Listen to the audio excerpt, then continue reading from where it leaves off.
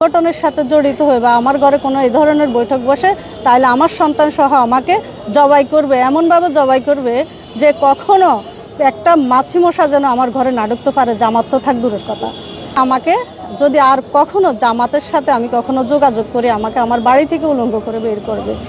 কালকে আমাদের মহিলা সংগঠনের জামাতের একটা মিটিং বসছে, আমরা ওইখানে দাওয়াতি কাজে নিয়োজিত হইতেছি এবং কি নির্বাচনী ইয়েতে আমরা করতেছি, কথা বলতেছি। ওইখানে রোমান হঠাৎ করে আসি চিল্লাচিল্লি করতে আছে, এখানে এই নারী কেন আসছে, জামাতের নারীরা কেন আসছে, এদেরকে বাইরে বলতে। আমি তো এভাবে তো মহিলাদের ভিতরে আপনি পুরুষ মানুষ আসতে পারেন না, আপনি একটু পরে আসেন। এর পরবর্তীতে উনি চিল্লাচিল্লি বাবলু এবং কি রুবেল এরা সহ আরও কয়েকজন লোক আসি উল্টাপাল্টা কথা বলতেছে, গালিগালাজ করতেছে। আমি কি এভাবে তো নারীদেরকে কথা বলা যায় না, আপনারা এভাবে কথা বলতেছেন কেন?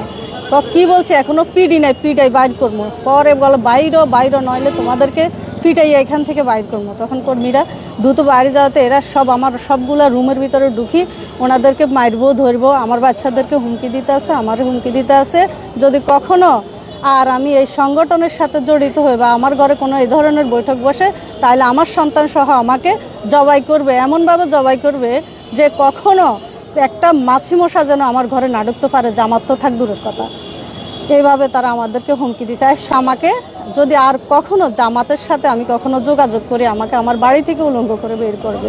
গতকাল 8-10-2025 বুধবার বাংলাদেশ জামাত ইসলামী নোয়াখালী এই শহর শাখার অধীনস্থ 7 নম্বর ওয়ার্ড জামাতের মহিলা বিভাগের পক্ষ থেকে নির্বাচনী প্রচারণার উদ্দেশ্যে একটি মহিলাদের উঠান বৈঠক অনুষ্ঠিত হচ্ছিল 7 নম্বর ওয়ার্ডের মধ্য করিমপুর গ্রামের নূর আলম চৌধুরীর বাড়িতে।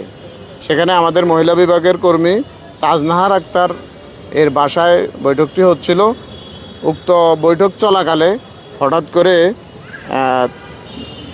স্থানীয় সন্ত্রাসী গোলাপ নূর রোমান, মোহাম্মদ হোসেন বাবলু এবং রোবেল এর নেতৃত্বে আরও 10-12 জন সন্ত্রাসী সেখানে উপস্থিত হয়।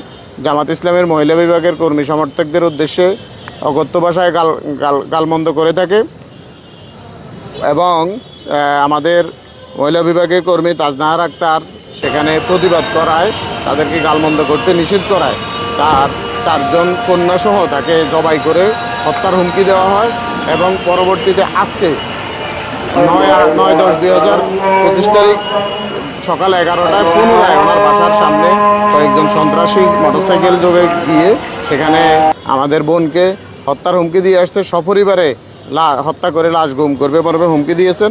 এ বিষয়ে আমরা ভিকটিম সহ থানায় হাজির হয়েছি।